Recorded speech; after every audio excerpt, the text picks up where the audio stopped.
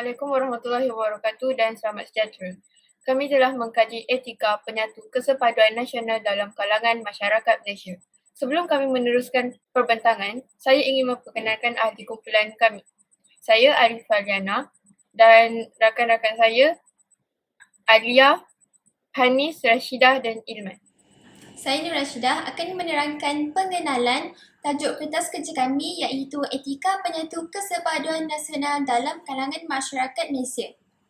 Menurut Kamus Dewan edisi keempat, perpaduan bermaksud penggabungan, peleburan, perihal berpadu atau bergabung menjadi satu dan yang seangkatan dengannya.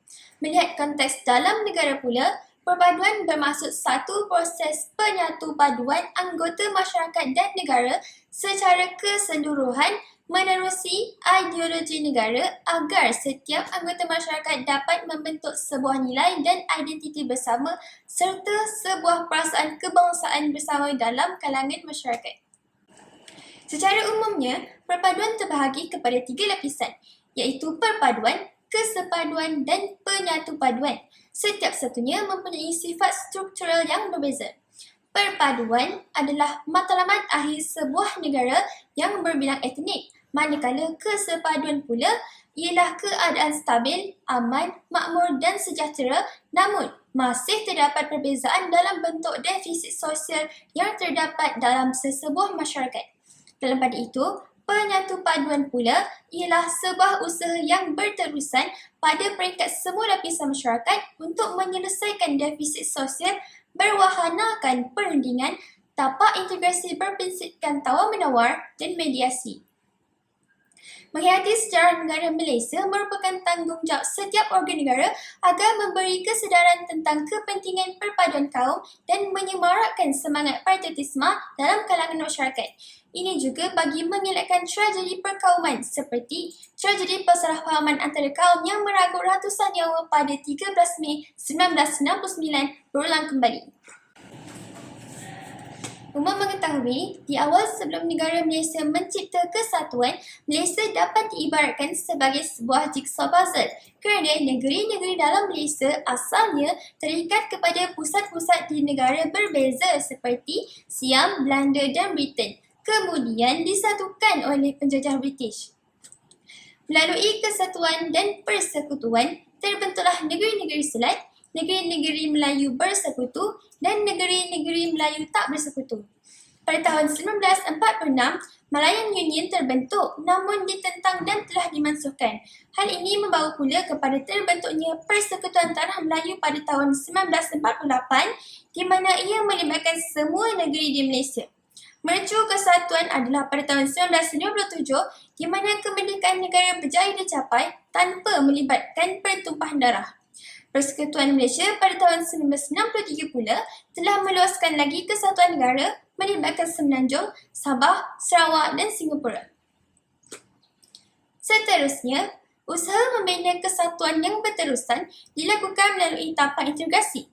Tapak integrasi ialah sebuah ruang abstrak dan ruang nyata di mana pelbagai pihak atau kelompok masyarakat termasuk kelompok etnik, agama, parti politik, badan bukan kerajaan dan sebagainya yang berbeza etika dan peradaban bertemu dan berikhtiar mencari persetujuan atau titik pertemuan secara aman dan harmoni. Secara ringkasnya, maksud tapak integrasi ialah dasar yang menjadi lambang atau tanda perpaduan kaum di negara. Dalam kerangka negara Malaysia yang mempunyai masyarakat berbilang bangsa, telah wujud beberapa unsur yang menyumbang kepada terbentuknya tapak integrasi pada hari ini. Antaranya ialah Community Liaison Committee, pilihan raya tempatan, rancangan pembangunan 5 tahun, perlembagaan 1957 serta simbol dan struktur kesatuan. Peristiwa 13 Mei 1968 memberi peringatan tentang kebenaran peribahasa kalah jadi abu, menang jadi arang. Kerana konflik itu merugikan semua kaum selain menjejaskan imej negara di persada antarabangsa. Ini merupakan peristiwa yang menjadi puncak masalah perpaduan di negara dan tidak mungkin dapat dilupakan oleh rakyat Malaysia kerana ia merupakan satu tragedi yang telah menandakan titik hitam dalam sejarah keamanan negara Malaysia. Ia merupakan insiden di mana berlakunya rusuhan antara dua kaum utama di Malaysia iaitu Melayu dan Cina yang telah mengakibatkan pertumpahan darah dan kerosakan harta benda. Peristiwa ini telah memberi kesan yang besar terhadap sistem pentadbiran negara dan menyebabkan kesatuan pecah berderai. Selepas kejadian tragis ini, Akta Hasutan pada tahun 1948 telah disemak pada tahun 1969 kemudian dipinda pada tahun 1970. Hal ini adalah untuk mengelakkan perkara ini berulang kembali serta mengekalkan semula keamanan Malaysia yang dulunya masyarakat hidup saling membantu dan harmoni. Akta Hasutan 1948 telah digubal berdasarkan perkara 10 dalam Gulungan 4 Perlembagaan Persekutuan yang menetapkan had kebebasan bersuara. Selepas peristiwa 13 Mei 1969, ungkapan kesatuan telah digantikan dengan perpaduan, maka kesatuan dalam kepelbagaian tidak digunakan lagi. Hal ini membawa kepada ungkapan perpaduan dalam kepelbagaian diwujudkan dan digunakan pada tahun 1971 hingga 1975 sebagai usaha penyatuan sosial. IPNAS pertama kali ditubuhkan selepas 50 tahun berlakunya peristiwa 13 Mei 1969. Tujuan pertama penubuhan IPNAS adalah untuk menghasilkan satu indeks pengukuran nasional yang dapat menggambarkan satu tahap perpaduan dalam kalangan masyarakat Malaysia yang kepelbagaian etnik. Dalam erti kata lain, IPNAS berperanan sebagai instrumen pemantauan bagi mengukur tahap perpaduan dan keharmonian negara. Objektif kajian, mengkaji langkah untuk mengatasi cabaran dalam etika penyatuan kesepaduan nasional kepada masyarakat. Yang kedua, mengkaji kepentingan etika penyatu kesepaduan nasional kepada masyarakat. Yang ketiga, mengkaji cabaran yang dihadapi untuk mencapai kesepaduan nasional dalam aspek masyarakat. Definisi etika dari sudut epistemologi, etika dalam bahasa Yunani ialah ethos yang bermaksud hukum, adat resam, adat tradisi, budi pekerti, kesusilaan dan sebagainya. Namun demikian, etika dari segi istilah pula ialah satu kajian yang bersifat falsafah terhadap moral. Menurut Muhammad Taufik dalam jurnalnya, etika ialah usaha bagi memikirkan tentang konsep akhlak atau tingkah laku manusia seperti bagaimana pengetahuan dan menilai perbezaan antara perbuatan baik dan perbuatan buruk, termasuk cara untuk mengetahui mana yang betul dan mana yang salah. Manakala penulis juga menerangkan etika dan konsep Islam berpihak pada teori etika yang bersifat fitrah. Ia bermaksud semua manusia memiliki pengetahuan fitrah tentang baik dan buruk. Ahli falsafah terdahulu seperti Sokrates, Plato dan Aristotle mempunyai perbezaan tafsiran kepada etika. Sokrates telah menyatakan bahawa etika adalah meyakinkan orang agar berakhlak mulia. Beliau menyatakan bahawa kebahagiaan adalah mustahil untuk diperoleh tanpa memiliki kebaikan moral dan tindakan yang tidak beretika akan mengganggu orang lain, malah beliau menganggap orang yang tidak beretika sebagai orang yang lemah dan mempunyai psikologi yang tidak sihat. Justru, Plato telah menafsirkan etika dengan membuat kajian terhadap hubungan etika dan personaliti manusia. Plato mengatakan bahawa kebaikan moral adalah suatu imbangan dan harmoni di kalangan perbezaan yang wujud dalam roh. Kebaikan moral sebagai satu keperluan terhadap kesihatan roh, tetapi kebaikan yang sejati adalah sukar dicapai. Mengikut Plato, kebaikan moral adalah berada di bahagian dalam intelektual. Seterusnya, Aristotle pula menafsirkan etika dengan melihat kebaikan moral agak berbeza daripada Plato dan Sokrates, di mana beliau mengatakan bahawa kebaikan moral mempunyai hubungan yang sedikit dengan intelektual tetapi lebih kepada sifat atau personaliti. Definisi penyatuan. Penyatuan bermaksud proses bagi menggabungkan atau mencantumkan kaum atau individu yang berlainan identiti sama ada dari segi bahasa, agama dan sebagainya. Penyatu ini boleh dilakukan dengan melakukan penguatkuasaan undang-undang atau peraturan ke atas rakyat sesebuah negara.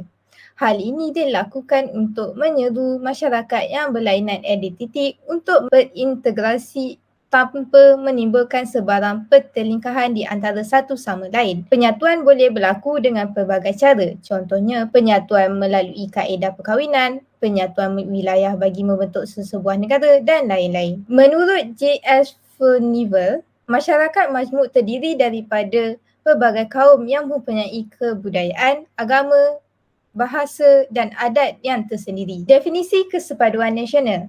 Kesepaduan bermaksud keadaan aman, stabil, makmur dan sejahtera yang dicapai tetapi diakui masih terdapat dalam bentuk defit sosial yang wujud dalam sesebuah masyarakat. Definisi sosial ini adalah sesuatu yang perlu dielak sekiranya sesebuah negara ingin mencapai kesepaduan nasional. Definisi sosial bermaksud kekurangan dalam konteks sosial yang memerlukan usaha penyatupaduan berterusan untuk meningkatkan tahap kesepaduan di dalam masyarakat. Kekurangan yang wujud ini akan menyebabkan wujudnya jurang perbezaan dari segi persepsi dan pendapat dalam kalangan kelompok yang berbeza di mana ia bermula dengan seseorang individu, keluarga dan akhirnya masyarakat. Tamsilnya, krisis ekonomi, kenyataan berbau kauman atau agama, kegagalan pembangunan, rasuah dan takbir urus yang tidak berintegritas. Sekarang saya akan membentangkan tentang etika penyatu kesepaduan nasional. Kesepaduan nasional dipandang sebagai suatu proses dinamik apabila perbezaan kaum dan etnik dengan pelbagai sosial budaya, agama dan adat istiadat, bahasa dan daerah yang berbeza dapat hidup dalam suasana damai dan harmoni. Pada tahun 2018, Indeks Perpaduan Nasional IPNAS dibangunkan bagi membuat kajian yang julung kalinya menggunakan 3 konsep teras iaitu perpaduan, kesepaduan dan penyatupaduan. Kajian tersebut diterbitkan pada tahun 2019 iaitu hasil daripada usaha sama antara perpaduan dan pasukan perunding daripada Institut Kajian Etnik kita. Model kajian IPNAS 2018 terbina daripada pengukuran hubung kait 7 konstruk iaitu hubungan sosial rentas etnik HSRE, tahap keetnikan TK, batas etnik BE, tadbir urus dan pembangunan TUNP, etos bangsa EB, kesepaduan sosial KS dan detik perpaduan DP dan berdasarkan Jurnal Perpaduan dan Kita 2019. Rajah yang di hadapan anda menjelaskan tentang teras utama IPNAS 2018. Menurut Beh et al. 2021, perpaduan yang diimpikan diukur dengan menggunakan konstruk detik perpaduan. Penulis juga mengatakan bahawa teras pengukuran yang ingin dicapai melalui IPNAS iaitu dengan mengukur perpaduan rakyat berdasarkan pencapaian kesepaduan nasional. Rajah tersebut juga menunjukkan bahawa kesepaduan nasional merupakan konsep terbitan yang muncul apabila wujudnya interaksi di antara pemboleh ubah kesepaduan sosial dengan pemboleh ubah etos bangsa. Tuntasnya, kedua-dua pemboleh ubah tersebut merujuk kepada tahap kemajuan iaitu progres ke arah perpaduan yang diidamkan. Seterusnya, kesepaduan sosial. Kesepaduan sosial merupakan subset kepada kesepaduan nasional yang wujud seperti yang telah digambarkan pada Rajah 1. Ianya merujuk kepada elemen-elemen sempurna yang wujud dalam masyarakat yang wujud apabila proses penyatu paduan dilakukan. Elemen-elemen sempurna yang dimaksudkan merupakan rasa kekitaan, penyertaan, kesamarataan, pengiktirafan, legitimasi dan keterangkuman dalam kehidupan keseharian menurut Beh et al. 2021. Kemudian berdasarkan C dan Abdullah 2022, masyarakat Malaysia merupakan masyarakat majmuk yang terdiri daripada pelbagai etnik. Namun, konsep tersebut telah berubah kepada masyarakat kepelbagaian. Penulis juga merujuk kepada Amri Baharudin 2012 yang mengatakan bahawa kesepaduan bermaksud kepada suatu fenomena sosial yang dipacu oleh idaman mendalam terhadap perpaduan yang mempengaruhi masyarakat untuk mencari ikhtiar dan kegiatan yang dianggap sebagai syarat untuk mencapai perpaduan. Penulis juga mengatakan bahawa kesepaduan sosial digunakan untuk memahami hubungan etnik. Namun, ianya tidak bermaksud tiada sebarang konflik atau perselisihan faham wujud di antara etnik. Penulis juga menerangkan bahawa kesepaduan sosial telah wujud dalam jangka masa panjang sejak wujudnya interaksi antara masyarakat pelbagai etnik. Seterusnya, konsep etos bangsa ialah hasil daripada ringkasan perkataan etos nasional bangsa Malaysia. Konsep ini boleh difahami sebagai ciri-ciri unik masyarakat setempat yang mengikat seseorang individu dengan individu yang lain dan yang mengikat individu dengan negara. Menurut Muhammad Mahdi 2015, konsep ini dapat diringkaskan sebagai sesuatu yang merujuk pada identiti negara atau jati diri kebangsaan. Perkara ini dapat dikenal pasti dengan ciri-ciri semangat patriotisme, taat setia dan cinta kepada negara. Berdasarkan jurnal Ismail Ella 2016, konsep ethos bangsa bermaksud kepada pembentukan ingatan dan identiti kolektif yang menjadi acuan kepada pembentukan identiti atau karakter nasional. Jurnal tersebut juga mengambil petikan daripada Schwarzenegger 2006 yang mengatakan bahawa ethos bangsa merupakan unsur yang ideal membentuk nilai-nilai, prinsip dan norma-norma yang menjadi panduan normatif kepada masyarakat. Secara harfiahnya, ethos bangsa dapat menjadi tunjang kepada kestabilan dan daya tahan sebuah masyarakat atau organisasi. Tuntasnya, menurut penulis, sebuah masyarakat yang tidak mempunyai kesedaran tentang ethos bangsa tidak akan berupaya untuk hidup sebagai sebuah unit yang kolektif atau bersama bagi membentuk sebuah negara. Seterusnya, langkah penyatu kesepaduan nasional dalam kalangan masyarakat. Penyatu kesepaduan nasional merupakan asas kepada kemajuan negara. Konsep Satu Malaysia yang pernah disemarakkan oleh Datuk Seri Najib Tun Razak merupakan gagasan untuk menyemai semangat penyatu kesepaduan nasional. Sikap penerimaan terhadap pelbagai kaum di Malaysia merupakan salah satu nilai yang ditekankan agar kepelbagaian kaum dapat difahami dan dihormati sebagai lambang identiti nasional. Peranan dasar kerajaan. Kerajaan merupakan satu peranan penting untuk mengubah dasar-dasar dan strategi. Terdapat banyak perubahan yang telah berlaku malah menjadi agenda utama negara untuk membentuk masyarakat. Berikutan merupakan menurut INTAN Malaysia 1994. Dasar ekonomi baru DEB yang diperkenalkan pada 1970 merupakan antara dasar kerajaan untuk menghentikan rusuhan kaum yang berlaku akibat jurang sosio-ekonomi yang ketara. Walau bagaimanapun, setiap dasar yang digubal hendaklah menepati keperluan masyarakat supaya tidak menimbul sebarang isu dan salah fahaman. Sistem penyampaian. Sistem ini bertujuan untuk memberi maklumat yang berinformasi dan benar. Kementerian Penerangan dan Komunikasi merupakan antara agensi kerajaan yang merupakan laluan kepada sistem penyampaian. Media utama seperti media cetak ataupun media elektronik digunakan sepenuhnya seperti menyiarkan rancangan televisyen yang bertemakan perpaduan dan mempromosikan kepelbagaian kaum di Malaysia. Mewujudkan pusat sehenti di merata tempat dapat memberi tumpuan kepada masyarakat luar bandar berkenaan dasar-dasar kerajaan. Melancarkan pusat rujukan bergerak seperti menggunakan pen agar dapat menjadi simbol dan rujukan masyarakat tentang perancangan kerajaan.